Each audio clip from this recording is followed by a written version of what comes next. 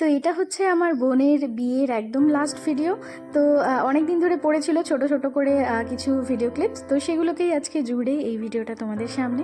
তো এটা বউ ভাতের দিনের ছিল, আর একদমই প্ল্যান করে কিছু আমি ভ্লগ বানাইনি সেদিন, কারণ বুঝতেই পারছো প্রচণ্ড ব্যস্ত ছিলাম সব সাজুগুজু সবাইকে নিয়ে।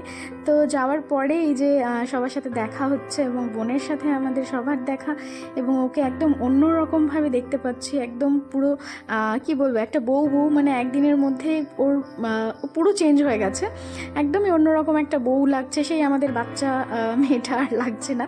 তো যাই হোক, খুব সুন্দর লাগছে। আর দেখো এখানে সবাই মিলে দাঁড়িয়ে কিন্তু আমরা একটা ছবি ভিডিও করে নিয়েছিলাম, কারণ এগুলোই স্মৃতি।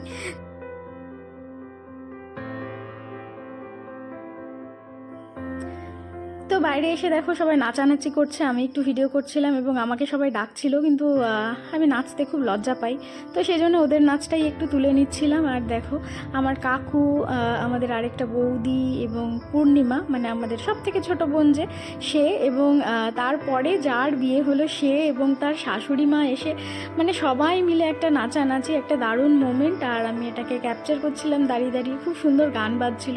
কিন্তু যেহেতু আমি জানি না কেন একদমই নাচতে পারি না কারো সামনে, মানে ঘরেও না, নিজের সামনেও নাচতে পারি না এবং কারো সামনেই নাচতে পারি না, সেই জন্য ভিডিওটাই করছিলাম। এবং তারপর দেখো সবার খাওয়া দাওয়ার পরে কিন্তু আমরা সবাই মিলে এইভাবে গল্প করছিলাম, মানে আমরা 4 বোন, আমার বৌদি, সবাই মিলে একদম গলা জড়িয়ে ধরে সব গল্প করছি, জানি না কি বলছিলাম তখন আমরা।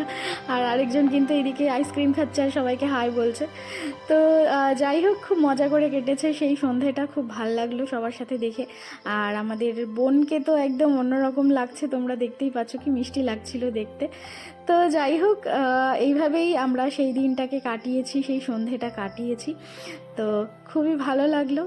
আশা করব ওরা খুব ভালো থাকুক, খুব সুখে থাকুক। তো দেখতে দেখতে আমাদেরও বাড়ি ফেরার টাইম হয়ে গেছে। তো সবাইকে টাটা করে, ও দেখো সবাইকে হাগ করে সবার সাথে কথা বলে তো আমরা বাড়ির পথে রওনা দিলাম।